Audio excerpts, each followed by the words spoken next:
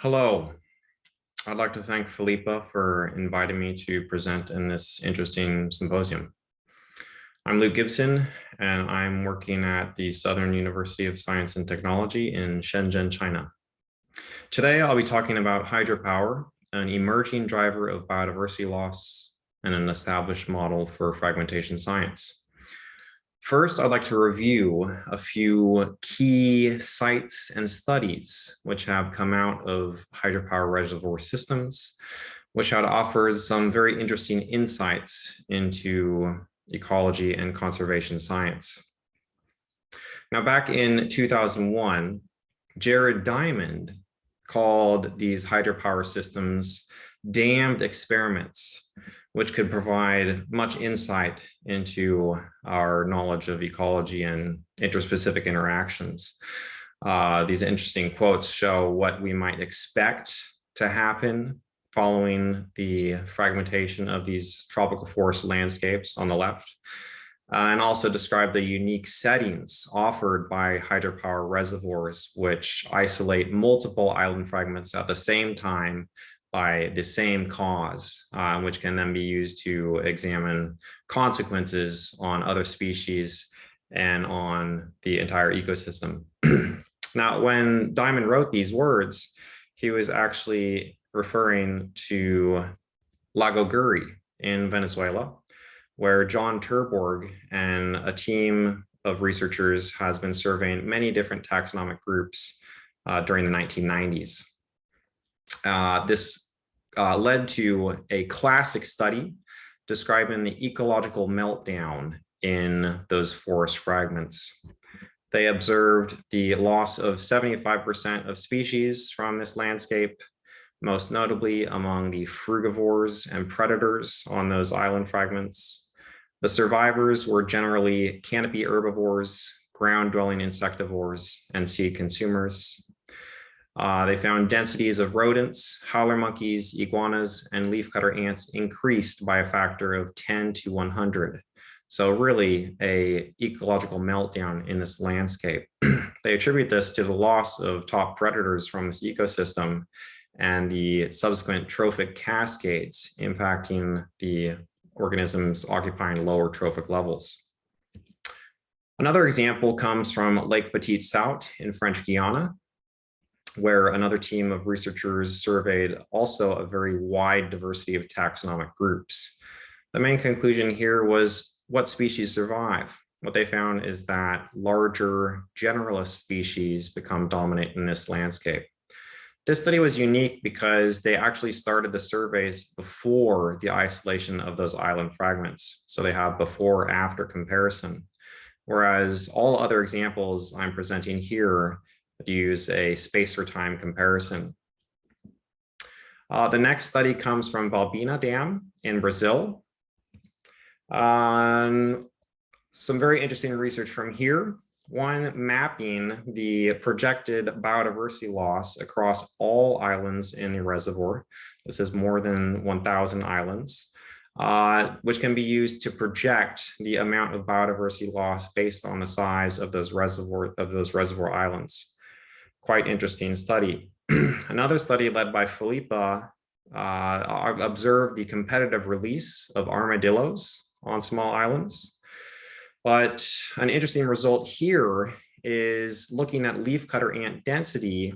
This was matched with the density of pioneer trees and not determined by the density of armadillos.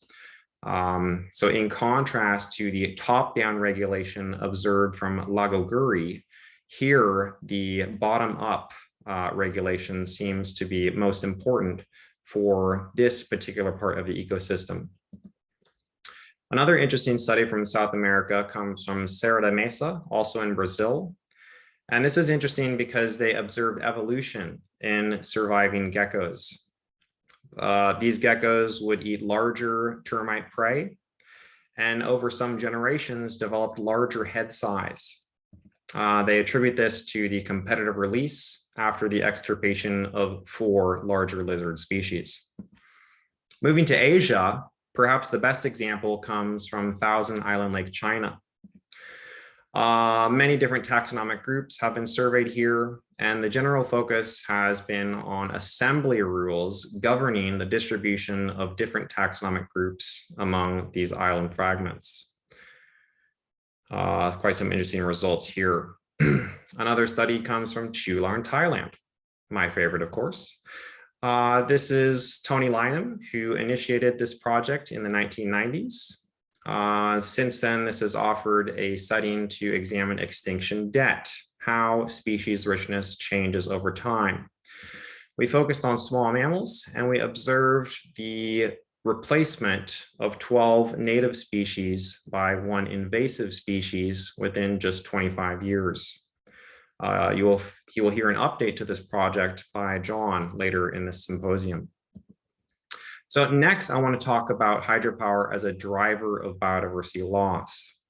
Now, 5 years ago, in a review of hydro, wind, and solar energy, we found hydropower to be the most environmentally unfriendly among green energy sources. It contributes to the fragmentation of species distributions. It creates barriers to the movement and migration of aquatic animals. It blocks the flow of sediment. It leads to increased homogenization. It shifts these river systems from lotic to lentic habitats, favoring invasive species. So overall, quite detrimental towards biodiversity. Hydropower also occupies quite a large footprint. These reservoirs cover 340,000 square kilometers, which is an area the size of Germany. In our study, this was led by Felipa and published last year in Communications Biology, we examined the impact of hydropower on apex predators. We considered tigers, an endangered species with a population of 3,200 to 3,500, and jaguars, a near-threatened species with a much larger population of 173,000 individuals. We quantified population losses due to hydropower. We gathered data from hydropower dams, looking at the reservoir area and the electricity generation capacity. We then matched those dams with local estimates of jaguar and tiger population densities in order to estimate the number of predator individuals potentially lost due to hydropower. So this is what we found. On the map on the left, you can see the distribution of jaguars in green. And overlapping that, we find the distribution of existing hydropower reservoirs in red circles, the circle size reflecting the size of the reservoir, and planned dams shown as yellow dots. Overall, we found 164 existing dams covering an area larger than 25,000 square kilometers of the jaguar habitat. Based on local population density estimates, this could potentially amount to nearly 1,000 jaguar individuals. But given the very large size of the global population, this represents just about half a percentage. For tigers, it's a very different story. We found many more dams, 421 overlapping the distribution, with almost 14,000 square kilometers of habitat lost, amounted to up to 729 individuals lost due to hydropower. Now, because the global population size is much smaller for tigers, this amounts to more than 1/5 of the global population of tigers potentially lost due to hydropower. Now, we can compare the two side by side here. So while tigers have more existing dams overlapping their distribution, because these dams are relatively small, the total amount of habitat loss is greater for jaguars. The number of individuals lost is approximately the same, but given differences in population size, the percentage of the global population loss is very different. Another major difference is looking to the future, with Latin American countries having more than 10 times as many planned dams within the distribution of jaguars as those within the distribution of tigers. Looking at habitat loss by country, for jaguars, most dams and habitat loss come from Brazil. For tigers, most dams and most habitat loss comes from India.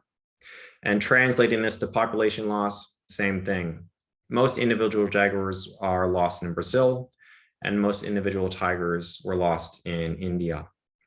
So what lessons do we get from this study looking at the driver of biodiversity loss? Well, future hydropower development should avoid topographically flat regions, particularly the Brazilian Amazon, and priority conservation landscapes. For example, Sumatra, which is a key haven for tiger populations. Now, looking to the future, unfortunately, hydropower is still rapidly growing. This photo was taken 1 year ago in Southwest China of what is now the world's second largest hydropower dam. So in the face of this problem, I do still think that there are many opportunities to continue research in this setting.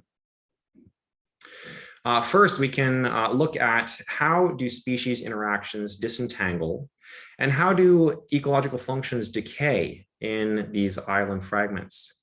Of course, there has been some research on these subjects already done, but I think this needs to become a priority in the future.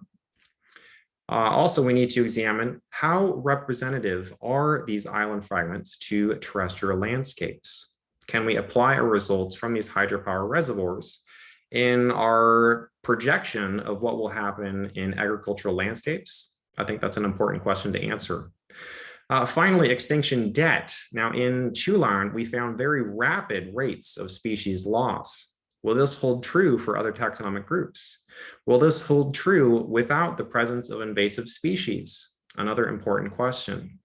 And finally, what efforts can effectively preserve biodiversity within landscapes fragmented by hydropower? We need to not write off these landscapes as not worthy of conservation. In many places, these still provide very good opportunities for biodiversity conservation. We just need to learn more about the best way to ensure that for long-term persistence. With that, I'd like to thank you for your attention. Bye now.